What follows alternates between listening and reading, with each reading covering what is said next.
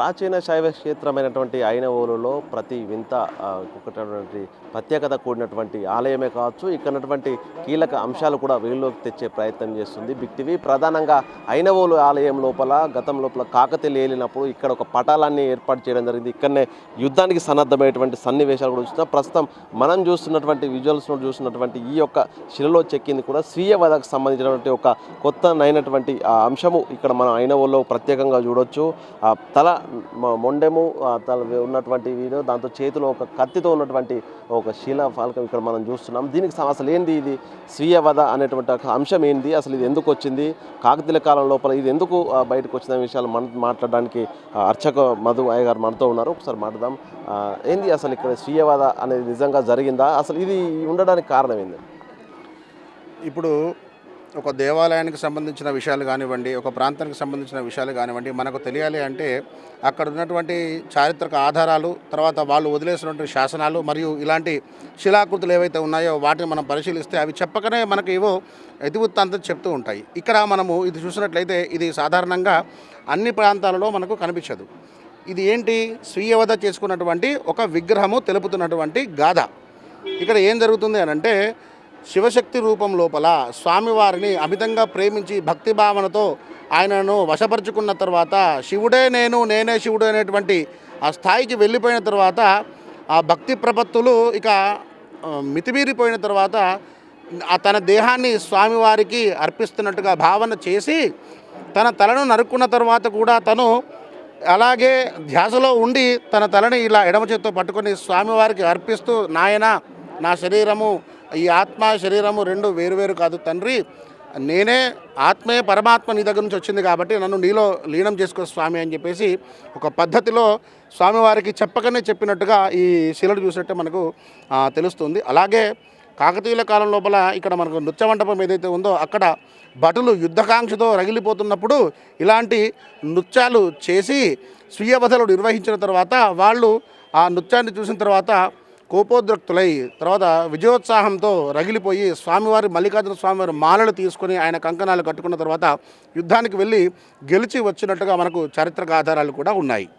శత అష్టోత్తర స్తంభాలతో నిర్మించబడినటువంటి ఐనవోలు ఈ ప్రాచీన ఆలయం కూడా అణువణువు శిల్పకళా రీతిని అయితే చూపెడుతుంది. ప్రస్తుతం మనం ఉన్నటువంటి ఈ నృత్య మండపం కూడా మనం చూస్తున్నాము. ఆ కాకతీయ చాళుక్య శైలి ఉన్నటువంటి ఈ యొక్క ఆ మండపము పిల్లర్స్ కావచ్చు, మండప నిర్మాణం కావచ్చు, ఇప్పటికీ కూడా చెక్కు చెదరకుండా భక్తుల్ని ఆకట్టుకునే విధంగా ఈ యొక్క నిర్మాణాలు అయితే ఉన్నాయి. అసలు ఈ నృత్య మండపం ప్రత్యేకత ఏంది, అసలు స్వీయవధ కార్యక్రమానికి నృత్య మండపానికి ఏం సంబంధం ఉంది? మనతో మధు గారు ఉన్నారు. ఏంది అసలు ఈ నృత్య మండపం ప్రత్యేకత ఏంది, అసలు ఇది ఎందుకు నిర్మించారు, ఇక్కడ ఏం జరిగేది గతంలో? వాస్తవానికి మనము దేవాలయంలో ఉన్నటువంటి ప్రధాన మూర్తులను, దేవాలయ శిల్పశైలిని మనము గమనించినట్లయితే దానికి సంబంధించినటువంటి ఆకృతులు మాత్రమే వాళ్ళు కడుతూ వెళ్తూ ఉంటారు. మీరు సాధారణంగా గమనిస్తే ప్రతి ఆలయానికి ముందు కళ్యాణ మంటపాలు, కాలక్షేప మంటపాలు ఉంటాయి, కానీ ఇలా నాట్య మంటపం అంటే నృత్య మంటపం అనేది ఉండదు. అది ఐనవోలులో మాత్రమే మీరు చూడవచ్చు. ఎందుకు అనంటే మనకు ప్రధాన దేవాలయం వచ్చేసి మనకు 9వ శతాబ్దంలో కళ్యాణ చాళుక్యులు కట్టించినటువంటి ఆలయం, శతాష్టోత్తర స్తంభ నిర్మిత ఆలయం. చాలా వైభవంగా 108 స్తంభాల మీద ఆలయాన్ని కట్టించారు. ఇది 10వ శతాబ్దం లోపల ఎప్పుడైతే మనకు 11వ శతాబ్దం లోపల కాకతీయులు వచ్చారో అప్పుడు దీన్ని మళ్ళీ విడిగా నిర్మించడం జరిగింది. ఎందుకు, గర్భాలయంలో చూస్తే స్వామివారు రాజుగా ఖండేల రాయుడుగా ఉన్నాడు. ఖండేల రాయుడుగా మీసాల మల్లికార్జున స్వామివారు అందాల మల్లన్న, ఐలోని మల్లన్న కొలువై ఉన్నాడు కాబట్టి తను రాజు రూపంలో ఉన్నాడు. కాబట్టి రాజు దర్బారులో ఎలా అయితే నృత్యాది గీతాది గానాలు తనకు ఆహ్లాదాన్ని ఇస్తాయో అదేవిధంగా పరమశివుడికి నాట్యం అంటే చాలా ప్రీతిపాత్రం. అలాగే మనము కాకతీయుల సామ్రాజ్యంలో మనం గమనించినట్లయితే ప్రేరణి నృత్యకాండ అనేటువంటిది చాలా ప్రసిద్ధిగాంచింది. అది ఏంటి అంటే శివుడి యొక్క శివతాండవం ఎలా అయితే ఉంటుందో అచ్చుగుద్దినట్టుగా అలాగే ఆ శివతాండవం ఉండటం కూడా జరిగింది. చాలా కొద్ది మందికి మాత్రమే ఈ ప్రేరణి నృత్యం గురించి తెలుసు. అయితే ఆ ప్రేరణి నృత్యాన్ని ఈ నృత్య మండపంలో నిర్వహించి మల్లికార్జున స్వామికి నాట్య నివేదన చేశారు. నాట్య నివేదన చేసి ఆయనకు ఆహ్లాదాన్ని కలిగించేటువంటి కార్యక్రమాలు నిర్వహించారు. అలాగే ఈ మంటపాన్ని చూసినట్లయితే అత్యంత భారీ రాజస్తంభాలతో నిర్మించడం జరిగినది. చతుర్దళ పద్మాలు మరియు అష్టదళ పద్మాలుగా మనము ఇక్కడ చూడవచ్చును. ఇక్కడ చూసినట్లయితే చతుర్దళ పద్మాలుగా ఇక్కడ చెక్కలా కనిపిస్తూ ఉంటాయి. అయితే ఒక పద్మము అది 4 పూరేకులతో, అలాగే కొన్ని ప్రాంతాలలో ఇక్కడ చూసినట్లయితే అష్టదళ పద్మాలు మళ్ళీ అష్టదళ పద్మాలతో చాలా దివ్యంగా ఈ చక్కనాలు అనేవి ఉంటూ ఉంటాయి. చాలా భారీ ఎత్తులో ఇక్కడ ఈ నృత్య మండపాన్ని నిర్మించడం జరిగినది. ఇదే నృత్య మండపంలో ఇక్కడ గజ్జె పూజలు కానివ్వండి, మువ్వ పూజలు కానివ్వండి, అలాంటివి ఎవరైతే కొత్తగా అరంగేట్రం చేస్తూ ఉన్నారో, నాట్యానికి వెళ్తూ ఉన్నారో వాళ్ళందరూ కూడా ఇక్కడ గజ్జె పూజలు, మువ్వ పూజలు నిర్వహించుకొని స్వామివారికి మొట్టమొదటిగా నాట్య నివేదన చేసిన తర్వాత ప్రదర్శనకు బయలుదేరుతూ ఉన్నారు. అంటే ఇక్కడ కాకతీయుల కాలం లోపల ఒక యుద్ధ పటాల ఉండేది, ఇక్కడి నుంచి యుద్ధానికి పోయేది అనేటువంటి వాటికి ప్రాచుర్యం ఉంది. అసలు నిజంగా దానికి ఏమైనా సంబంధం ఉందా? ఖచ్చితంగా ఉంది. ఎందుకు, మనకు దగ్గరలో మనం చూసుకున్నట్లయితే కొన్ని కట్టడాలు గుట్ట మీద కానివ్వండి, తర్వాత దగ్గరలో ఉన్నటువంటి ఊళ్ళలో కానివ్వండి సైనిక పటాలాలు నిర్వహించారు.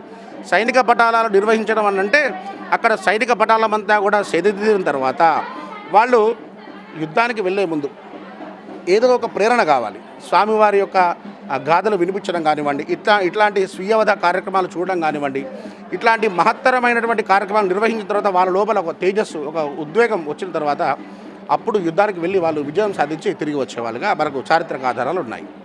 ఇది మొత్తంగా ఐనవోలు ప్రాచీన ఆలయం లోపల ఒక దేవాలయం కాకుండా మరో ఇక్కడ కాకతీయుల కాలం లోపల ఆ యుద్ధ సైన్యాన్ని కూడా ఇక్కడే మోహరించేవారు. ఆ సైన్యాన్ని యుద్ధానికి వెళ్ళేటప్పుడు ఉత్తేజపరిచేందుకు వారి లోపల ఆవేశాన్ని రగిలించేందుకు కూడా ఈ నృత్యపండు లోపల నృత్యాలు చేస్తూ స్వీయవధ కార్యక్రమం నిర్వహించి ఇక్కడ లేని విధంగా కూడా అరుదైనటువంటి ఒక స్వీయవధ కార్యక్రమం అనేటువంటి అంశం ఇక్కడ ఐనవోలు కేంద్రం కూడా ఉండేది. ప్రస్తుతం మనం విజువల్స్ లోపల చూడవచ్చు. ఇక్కడ నృత్య మండపం కూడా ఈ యొక్క నిర్మాణ శైలి కావచ్చు, ఈ యొక్క నృత్య మండప తీరు కూడా చూస్తుంటే ఒక యుద్ధానికి వెళ్ళేటువంటి సైన్యులకు ఇది ప్రేరణ ఇచ్చి ఒక శక్తిని ఇచ్చే విధంగా ఈ యొక్క నిర్మాణం కూడా ఉంది. ఇదే కాలక్రమేణా ఇప్పుడు భక్తులు ఇక్కడ వచ్చేటువంటి జాతరకు వచ్చే భక్తులు కూడా ఇక్కడే పెద్దపట్నం వేయడం కానీ, ఇక్కడ పట్టణాలు వేసి ఇక్కడనే స్వామివారికి మొక్కులు చెల్లించేందుకు కూడా ప్రస్తుతం నృత్య మండపాన్ని ఉపయోగిస్తున్న పరిస్థితి ఉంది. మొత్తానికి ఐనవోలు ఆలయం ఎక్కడ చూసినా కూడా అనువనువు ఒక రకమైనటువంటి వింత విశేషాలతో కూడి ఐనవోలు ఆలయం కూడా నిర్మించింది. అయితే ఇప్పటి వరకు కూడా అతి ప్రాచీన ఆలయమైనటువంటి ఈ శివాలయము లక్షల కొద్ది భక్తులు వచ్చి ఈ యొక్క మహాశివరాత్రి వరకు కూడా ఇక్కడ 3 నెలల పాటు జరిగే జాతరకు వచ్చి మొక్కులు చేసుకుని వెళ్తుంటారు. కోరిన కోరికలు తీర్చేటువంటి మల్లన్నగా స్వామికి ఇక్కడ ఎంతో పేరు ప్రఖ్యాతలు ఉన్నాయి. సో మొత్తంగా ఈ యొక్క జాతరను పురస్కరించుకుని కూడా వచ్చే భక్తులకు అన్ని ఏర్పాటు చేసినట్లు కూడా అధికారులు, ప్రభుత్వ యంత్రం కూడా పూర్తి ఏర్పాటు చేసిన పరిస్థితి కనిపిస్తూ ఉంది. వీడియో జర్నలిస్ట్ సంతోష్తో వేణు బిగ్ టీవీ, వరంగల్.